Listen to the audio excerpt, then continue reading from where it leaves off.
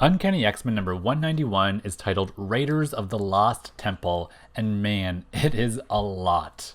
In my review of the previous issue, I pretty much gushed over how much I enjoyed this arc and how much of an underrated classic it is, but I think that issue served the story a lot better than this one did. That's not to say it isn't good though. The plot of this issue is pretty much exactly what you think it would be. The heroes trying to find a way to get into Kulan Gath's palace while trying to dispel all of his attacks and just looking for a way to overthrow his reign. Of course, it can't be that easy though, and pretty much everyone dies in one battle or another in this issue, including Selene, who ends up double-crossing the heroes at the end anyway. But it's all gravy because Doctor Strange is eventually freed and manages to cast some sort of temporal displacement spell that returns the world to normal before Kulan Gath was even freed from his amulet in the first place. Ugh. I mean, the ending is kind of a cop-out for me. It feels very much like an "and it was all a dream" style ending, which is kind of unfortunate. Those are always like the laziest ways to end an epic tale like this, because it takes away any opportunity to deal with consequences from the characters' actions that they did while they were induced under the spell. Luckily, this issue doesn't totally end without consequences, because there are some consequences from Doctor Strange's actions specifically, in that his spell summons Nimrod from the future into present day, and so the X-Men will be cleaning up that mess a little bit later. But the lead up to this ending just felt like it was super rushed. This issue is definitely a bit more convoluted than the one that was just before it, and I sort of got the sense that the writer ran out of time and page count to really tell the story that he wanted to tell, and that by the end of the issue, he just had to make an ending and wrap it up. I'm still satisfied by it all though, like it's totally fine, but it definitely did feel like it could have used some room to breathe with like a few extra panels injected here and there. I think these two issues together should probably have been like two double-sized issues in order to really grasp the level of detail that the writer wanted to weave into the Kulan Gath world. I think not promoting these as special issues really did the storyline a disservice, because when you stack this storyline up against the breadth of other X material out there, not a lot of people really remember this arc. The die-hard fans and lifelong collectors like myself will remember it, but the casual X-reader usually doesn't even have any idea about its existence, and I never really see this on anyone's top 10 greatest X stories lists. That said, Chris Claremont did get his chance to really go in deep with high fantasy stuff when the Asgardian Wars came around. Those issues are double-sized and very heady to get through, so it might have been for the best that this Kulan Gath arc was a little bit more distilled. The Asgardian Wars come relatively shortly after this story though, so I think maybe this arc was to serve as like a template for him in terms of pitching his bigger idea to Marvel, because I can definitely see how the two of these storylines share similar elements, and how the Asgardian Wars might have been influenced by things he either did or wanted to do but didn't get around to doing in this arc. In any case, I still really like this issue, even if I did feel it was like a little bit rushed at the end and kind of complicated. The action is all great, and I love any time we can see the heroes fighting each other, even if it is because of a mind spell. There's a lot of death in this issue, which actually kind of cheapens it all for me, because it makes me feel like Marvel was just trying too hard to like push the stakes and heighten the danger and really lean in on that ticking clock element for the heroes to try to solve the mystery. But overall, I still think this issue is great, and I wish that more people talked about this arc. And not to mention this cover. I love a cover that just has a whole lot of head on it. Vision and Colossus squaring off in the middle is fine too, but what I really like is the background and all of those floating heads of all those characters teasing me on who's going to be featured in this issue. It looks like it's going to be jam-packed, and it does not disappoint. Floating heads is kind of a theme that the X franchise revisits again for at least one other cover during the 12 storyline, and I don't dislike that cover any less. But anyway, enough about this, let's get into the issue. Here are my highlights and lowlights from Uncanny X-Men number 191. Storm and Warlock. Storm and Warlock work together for a lot of this issue, and for me, there's almost no weirder pairing than having these two team up. They each represent polar opposites of one another. Storm is like one with nature, and she's organic and totally like granola and biological, whereas Warlock is like circuitry and technology and absolutely nothing natural at all. Even their personalities are like total 180s from each other. Storm is so serene and confident and fairly no-nonsense most of the time, whereas Warlock is generally quite insecure and fearful and just like kooky animated insanity 24/7. Storm balances out Warlock's cowardice, I feel, in this, and she even inspires him to bravery here. He sees how fiercely she fights to avenge Rogue's death, and even though it's not at all the calm, cool, and collected Storm that he knows, it's almost like something clicks inside of him and he realizes that it's okay for people to have different facets of opposing traits to make up their entire overall personality. I don't even think that Warlock is totally the coward that he makes him out to be in the first place. He dives down to save Storm after he sees her being swarmed by the Hell Horde, and whether he was inspired by her or not, it is still a courage that he found from deep within himself. He puts himself at great personal jeopardy to help her, and there's absolutely nothing cowardly about that. I really like their interaction later after Warlock has saved her and he's trying to communicate with her. Warlock is like one of 3 or 4 people whose mind wasn't warped by Kulan Gath's spell, so he knows the truth about what's going on here with this false reality, and he knows that he needs to convince Storm and somehow tell her what's happening too if he ever hopes to get things back to the way that they were. Unfortunately, he's speaking English, and Storm is speaking in whatever barbaric language Kulan has conjured up, so Warlock has to resort to some clever Pictionary in order to get his message through to her. There's just something so, cute and funny to me about Warlock's methods here. Storm has no clue who Warlock is, and even though he looks pretty frightening, it's a testament to Storm's strength of will pushing through Kulan's spell that she doesn't immediately cast the first stone against him or try to run away. Her true nature is still within her, and she can sense that Warlock's like a soft, kind of kindred spirit type, and soon she gets the gist of what he's trying to tell her, and she understands that everything about this world is a lie. This whole interaction is just a great example of the needlessness of spoken language in order to form a bond, and that trust and instincts, however they are communicated, is way more important in any relationship than just language. Storm and Warlock get even closer later on in this issue too, when they finally face off against Kulan Gath himself. I love watching Warlock continue to use pictography to communicate with Storm. Like when he creates a facsimile of Kulan's necklace to motion to Storm that it's an important thing to get. And Storm is just so gung-ho. She's like, yep, this alien hasn't steered me wrong yet, so why would I stop trusting him now? They swoop down and Warlock traps Kulan and Storm grabs the necklace and everything is looking totally hunky-dory until Selene reveals her true intentions and then steals the amulet and immobilizes Storm and Warlock. Warlock's dying, Storm's probably dying too, and it looks like Selene will be the ruler of the world and everything is lost until Warlock reaches out to Storm and the two of them form a new techno-organic life form. This moment is such a perversion of what it means to be Storm. Storm is the goddess of nature, and here she is being consumed by circuitry and technology. I mean, desperate times, desperate measures, and to her credit, she doesn't even hesitate to undergo the transformation when Warlock offers it to her as a possible solution. She knows that it's their last chance to survive and to right the wrong of this world, so she's gonna take it, even if it means she has to lose everything about herself that makes her her.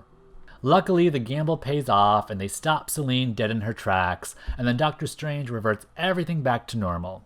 I do find it strange that Warlock isn't amongst the crew assembled in Strange's Sanctum Sanctorum at the end. Doctor Strange says that only the people who were present in the nexus of the time slip during the spell that he cast would even remember that anything happened at all, which I assume means that all of these people who are assembled there with him now are the ones who will remember it. And though I see Storm, I don't think I see Warlock anywhere at all. That feels like a major omission to me, because he and Storm were one entity at the time of the time slip, so why wouldn't he be there with her? And since he isn't there, does that mean that he's not going to remember anything, even though his mind wasn't altered by Kulan's spell to begin with? I just think it's a shame for him to not be there and to not remember how heroic he was in this issue. I think it would have done wonders for his self-esteem, and I also think it's a shame if he won't remember of his and Storm's team-up either. I don't think they ever really team up again like the way they did in this issue, so it's sad that their synergy now would have technically never happened at all. Also, shout out to Storm at the end for wishing that the dead stayed dead in the case of Selene. Man, if we forgot that Storm was in her bad girl phase right now, she just reminded us of it with that comment. Selene Magma. Selene was a master manipulator in this arc. I honestly was totally sold that she was going to be like a heroic villain type in these issues and work completely with the heroes to end Kulan Gath's reign, but of course she had plans of her own for world domination all along.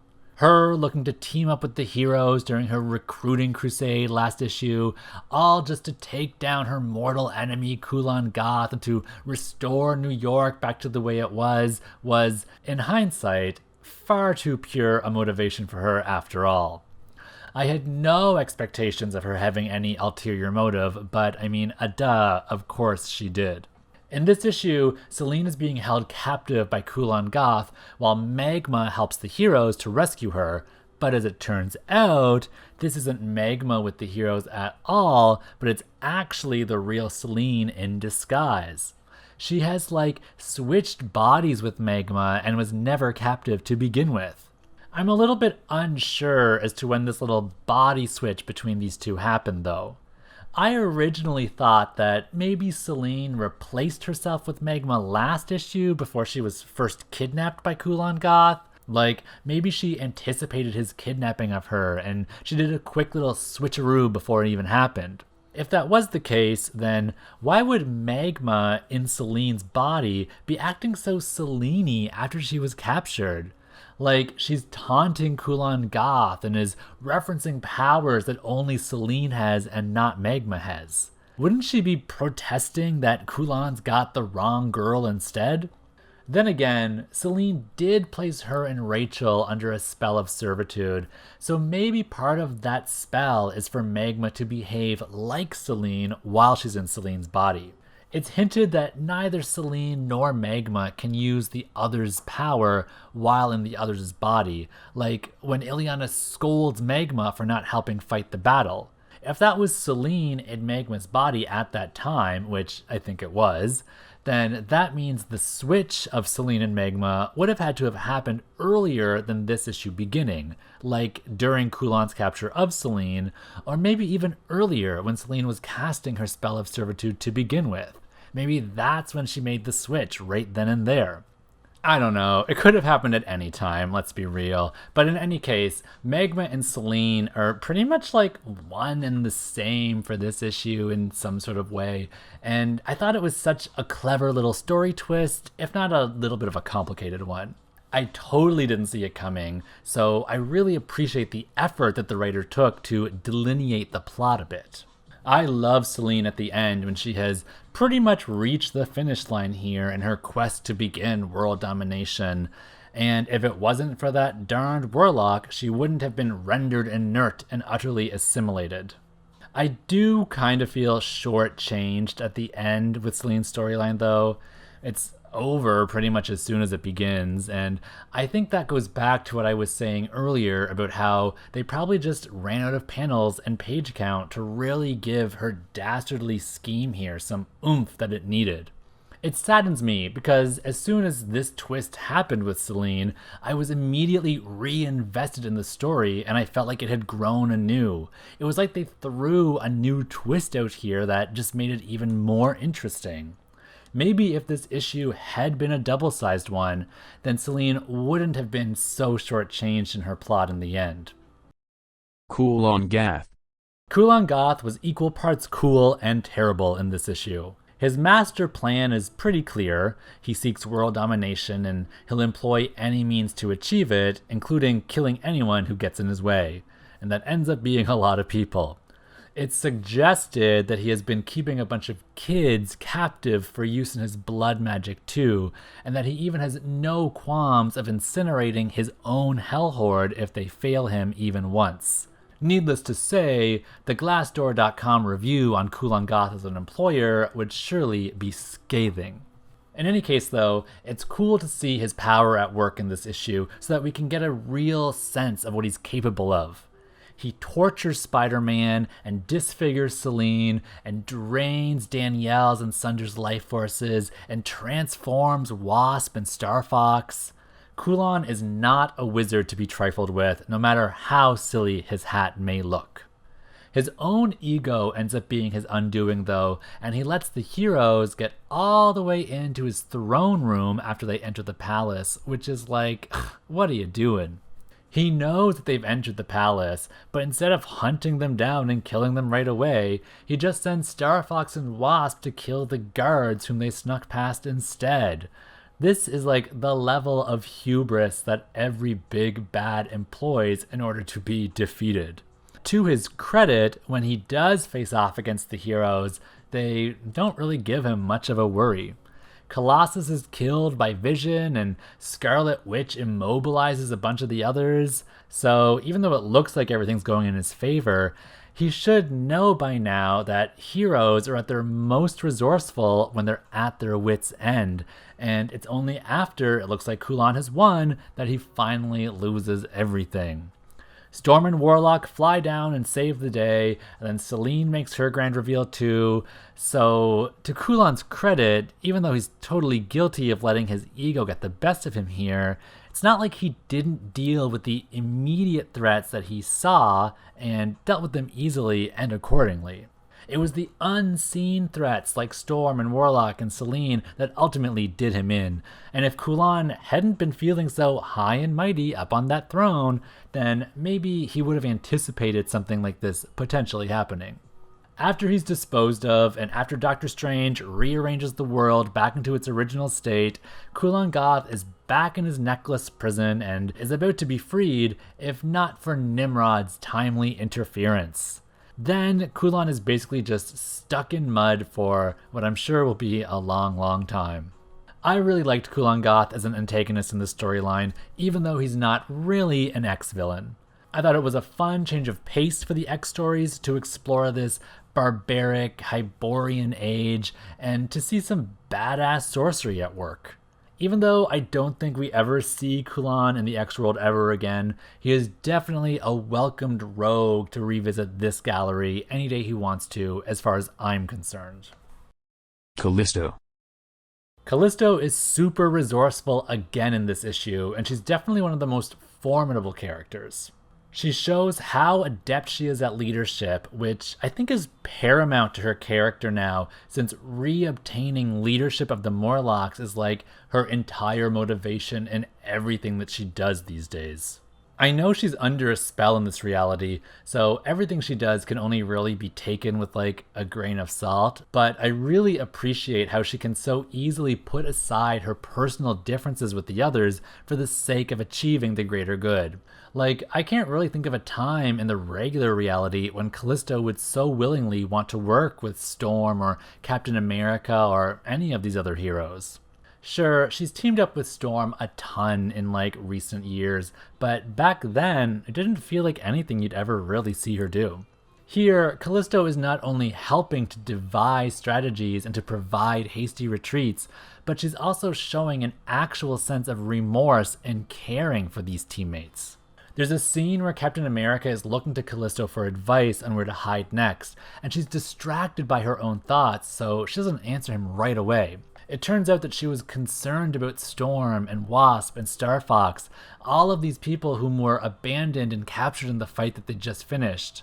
Her concern for Storm I can kind of understand, because even though they don't have like the same history in this reality as they do in the regular reality, they still know that they are connected, at least in some way. But, I mean, where does the concern for the Avengers come from? They aren't Morlocks, and they are far too beautiful for Callisto to ever really care about them, Star Fox in particular. So I just feel like this moment for Callisto shows how much of a big heart she actually does have, even if she hides it well. She's a killer, and she's got a real mean streak, but at the end of the day, I really think that she always has the best interest of her tribe in mind, and today, her tribe just so happens to consist of the X-Men and the Avengers. There's a heartbreaking moment later when Callisto is helping everyone sneak into Kulan Gath's palace via the Warlock tunnels. They are ambushed by Sunder and the New Mutants, and Illyana manages to strike a bunch of them with her soul sword and free them from Kulan Gath's sway, but before she can get to Sunder, Callisto ends up killing him out of self-defense. It's an instinctive movement for her. She slits his throat out of self-preservation, but what's heartbreaking about it is that she realizes that had she just fended him off for a few moments instead of killing him, then Illyana would have been able to free his mind and Sunder would have been one of the good guys again.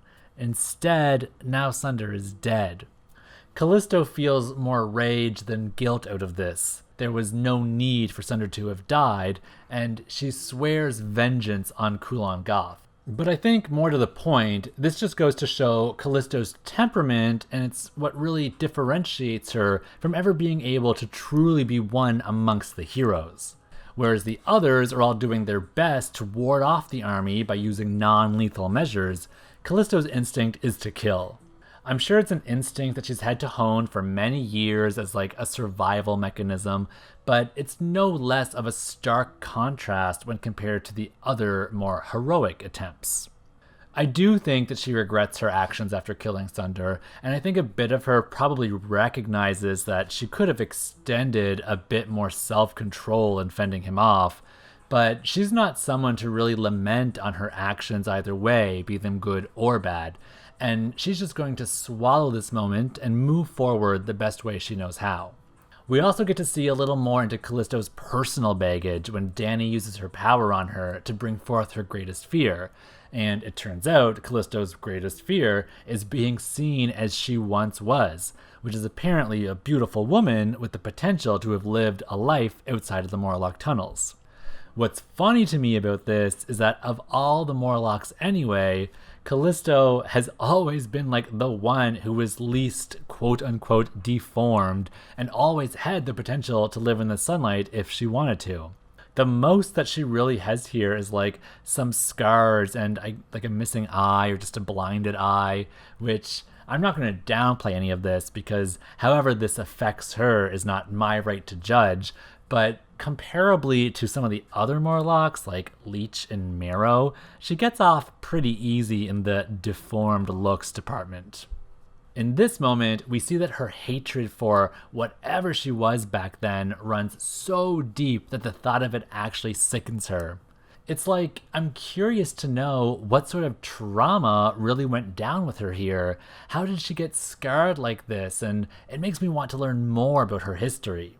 Callisto does get a redo of this lifestyle a little bit later in the X world after like the Siege Perilous days, but it's interesting to have the seed sown this early into her character so that we can get a feel for just how emotionally damaged Callisto really is.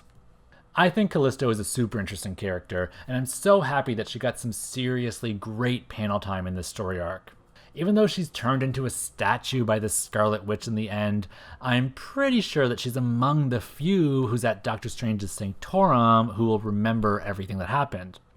I can't totally tell because she doesn't speak or anything in that scene, but there's a shadowy silhouette that I can't totally place, and I think it looks like Callisto, so I can at least appreciate that Callisto has the memory of her time working alongside the heroes moving forward, and who knows, maybe some of that new instinct she developed with them will rub off on her now. Spider-Man. Poor Spider-Man. He really got a raw deal in this story. He literally is just a toy to be played with all issue long by Kulan Gath. The issue opens with him being tortured, and he's basically immobile until the end of the issue when he breaks free and shouts about Kulan's power being tied to the amulet. That's actually a key moment for Warlock and Storm in learning how to bring Kulan Gath down, but it's just so funny to me how it all transpired.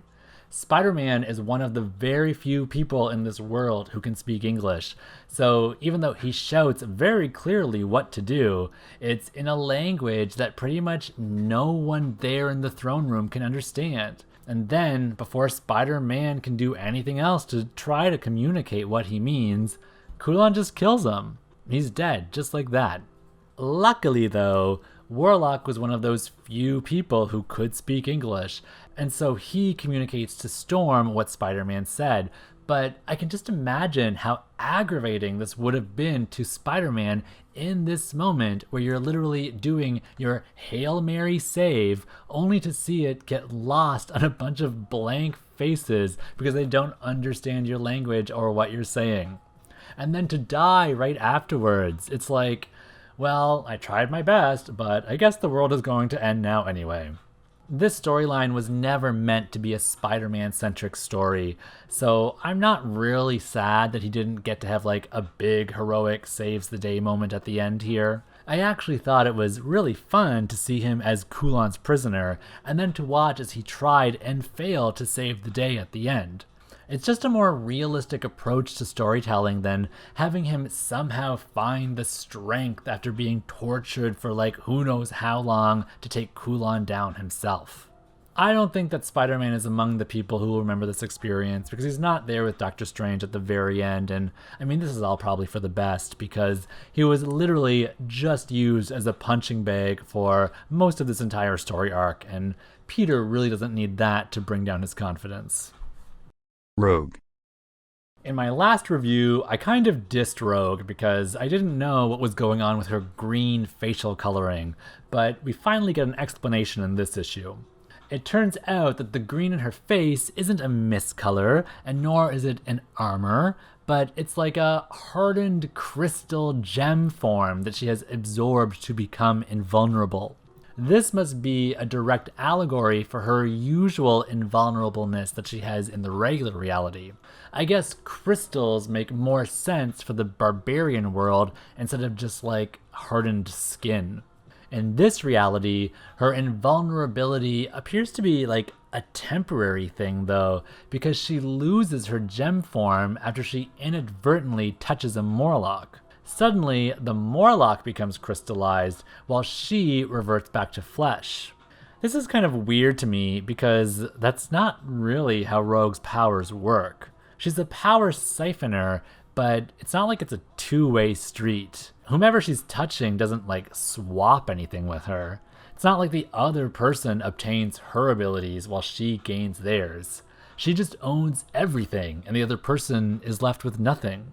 This weird quirk in Rogue's powers in this reality doesn't do her any favors here because she's instantly stabbed and killed as soon as she loses her gem form. So maybe this was just like a convenient way for the writer to eliminate Rogue from the story, even though she didn't really do anything of significance up to this point at all yet. So I don't really see what the harm would have been in keeping her around a bit longer. Arilynn. I just want to say that Arilynn Williams turned out to be 100% that bitch. She's literally a nobody character who I don't think ever made another appearance beyond this one singular issue, but she showed up and she turned out in this story. The heroes visit a temple when they're looking for information on how to defeat Kulan Gath, and she attacks them with a ferocity after she thinks that they are the enemies. She shoots a crossbow at Storm's head and almost makes contact too, but if it wasn't for Captain America deflecting the arrow just in the nick of time. She's brought down by Nightcrawler to explain herself, and it turns out that she's the only surviving archivist of this destroyed temple. She assumed that the heroes were responsible for the destruction since Callisto's with them, and Callisto is well known to be leader of Kulan's army, but she's quickly convinced of otherwise after Kulan's actual army attacks all of them. Later, Arilynn tells the heroes everything she knows about Kulan Gath, and then helps lead them through the Warlock tunnels herself, and even helps in the battle against the New Mutants. She uses her cape to tangle up Wolvesbane and distracts her long enough for Illyana to use the Soul Sword. That's 2 times that Arilynn has proven her capability in battle now, first with the crossbow and then with the cape. She's so versatile. I think that her role as an archivist is probably meant to mirror that she's like a librarian in the real world, and even though librarians are painted with the stereotype of being shy and demure, this librarian is anything but mousy. She's totally feisty, and both Illyana and even Callisto acknowledge her courage and her capabilities. She may be only human, but Arilynn isn't just gonna sit on the sidelines.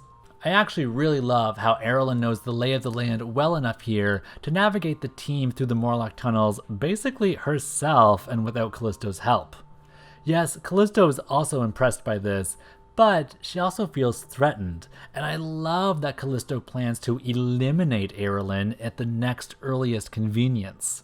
It just goes to show more of how Callisto protects her tribe first and foremost above anything else. And so even though Arilynn is brave and working with them now and totally is an asset and is part of her tribe for now, in the end, she's just another human. So after all of this Kulan Gath business is over and done with, she's expendable. Arilynn is also one of the few people who are permitted to remember this experience, and if that is Callisto who's with them there too, then maybe Callisto really did kill Arilynn after this story, and that's why we never see her again. That's kind of a morbid theory, but it's definitely not something that Callisto wouldn't do. I just thought that Arilynn was a really neat character to introduce here, and to give a fair amount of page time to, but for someone whom we never see again, it does feel like it was a bit of a waste. I love that she proved herself to be just as brave and capable as the heroes, and even though she's just a lowly archivist, if the point of her character was to humble the heroes a bit, then I think she did a good job in accomplishing that. I just wish that if they're going to develop someone as much as they developed her in this one issue, then it's worth our while as readers to see her again at some point. Also, part of me wonders if she was meant to be like an allegory to Madeline or Jean, just based on like the red hair and her general look and stuff. I don't know, she probably isn't, but I'd be lying if I didn't say that my mind instinctively went there the first time I saw her. So even though it's a bit shallow of me to attribute everyone with red hair to the Grey family tree, I couldn't help but think it. I guess since Arilynn remembers this incident and all of her heroic deeds that she did, she's satisfied to retire back into her career as a librarian with no need for new adventures. And who knows, maybe she'll write a book about this experience someday. The Avengers. My favorite part of the Avengers in this story was watching them all act as villains. I mean, depending on who you ask, the Avengers might be seen as villains anyway in the X universe, but let's not hold a grudge. The Scarlet Witch and the Vision were notably absent from last issue, but they certainly make up for it here. The Scarlet Witch in particular seems to be one of Kulan's most powerful soldiers, and he has unlocked her full potential as a sorceress, so that's why she's able to harness the crimson bands of Sidorak to bind Colossus, and how she's able to turn all of Callisto's crew into statues the moment they arrive into the throne room. I actually thought that the Scarlet Witch was going to be another magic-wielding human that Selene and the crew were going to try to track down and recruit for the cause, but it looks like Kulan Gath got to her first. I really loved the transformation of Wasp and Star Fox into their evil selves. After they're captured, Kulan Gath transforms Star Fox into what is supposed to be the most beautiful man ever, and Wasp into, well, a giant wasp. I wouldn't necessarily say that this Star Fox would captivate me the way he's able to captivate others in this issue, but hey, to each their own. I really liked watching these two characters team up though, even if it was in the pursuit of evil. I haven't read a ton of Avengers from this era, so I'm not sure if Wasp and Star Fox frequently pair up this way, but it felt kind of like an obscure little team up as I was reading it, and that's what I enjoyed the most about it since this issue seems to be all about obscure team ups. Captain America leads most of the heroes in this issue, only because I think that's like his default role within the Marvel Universe, especially around this time. It's always funny for me how Iron Man ended up being the breakout star of the MCU, when really it feels like Captain America was the one Marvel had always wanted to become the star. It's certainly the character that Marvel pushed to the forefront as being like the emblem of Marvel Comics, and while he is definitely still iconic, I'm kind of happy that he didn't become like the one for the MCU. It just feels so predictable and boring, and Cap can be pretty stuffy, like how I think he is in this issue. In this issue, it honestly doesn't even feel to me like these heroes really need him to lead them. He's the one who devises the plans of how to break into Kulan Gath's temple, and he rallies the troops when it's time to fight and time to retreat, but none of it is really anything too groundbreaking as far as leadership goes, and any of the other characters could probably have come up with it themselves. I also don't really like how he didn't die in the end like pretty much everyone else did.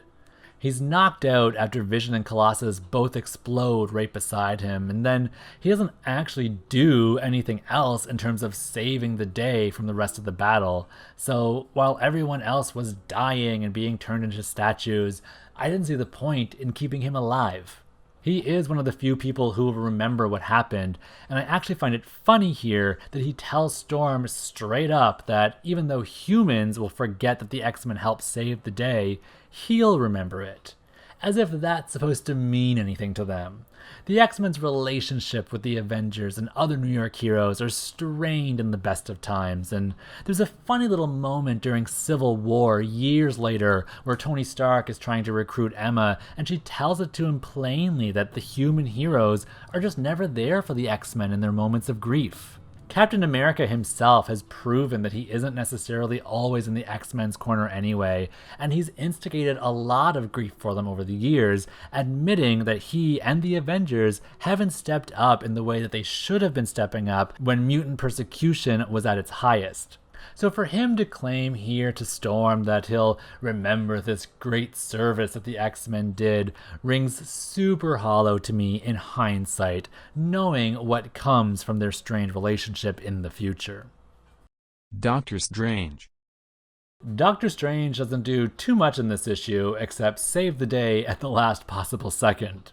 He harnesses Illyana's mutant ability and mashes it up with his own mystic arts to transport New York back in time to moments before Kulan Gath was freed, thus creating a divergent timeline from the original one, which ultimately becomes the new prime reality for them. His meddling in the timeline is what brings forth Nimrod, and it's Nimrod who ultimately stops Kulan Gath from ever being freed.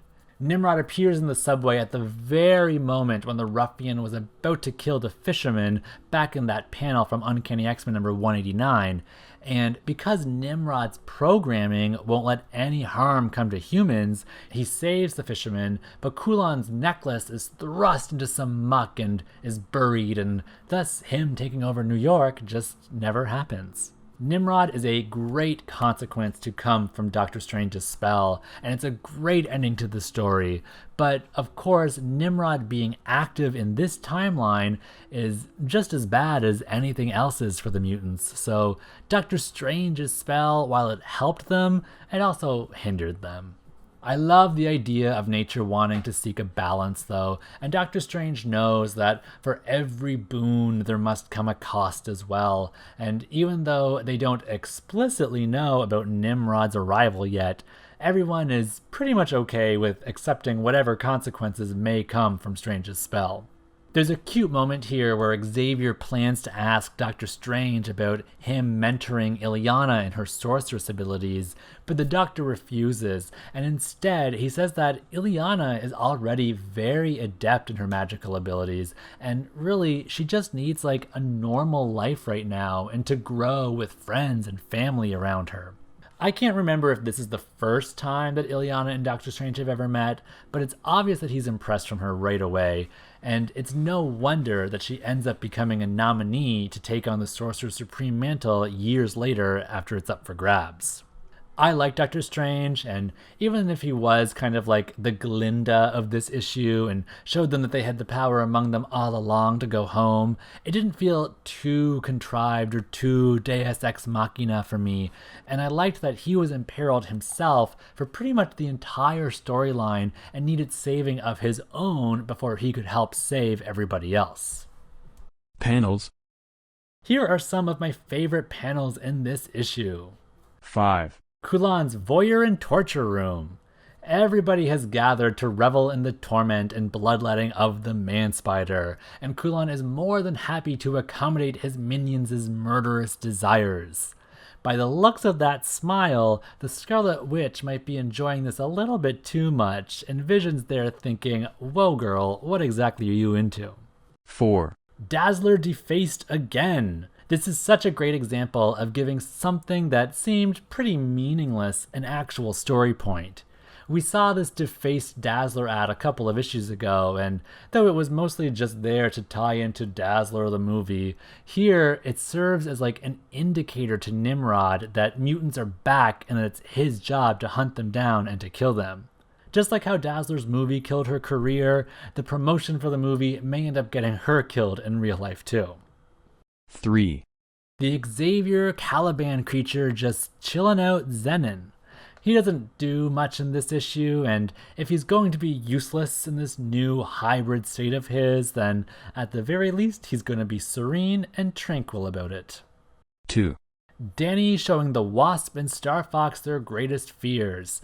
And while Star Fox's fear of growing old and worn is totally relatable to me, it's Janet's nonsense fear of becoming a mutated wasp that really makes me wonder what's buzzing in that fashionable little head of hers.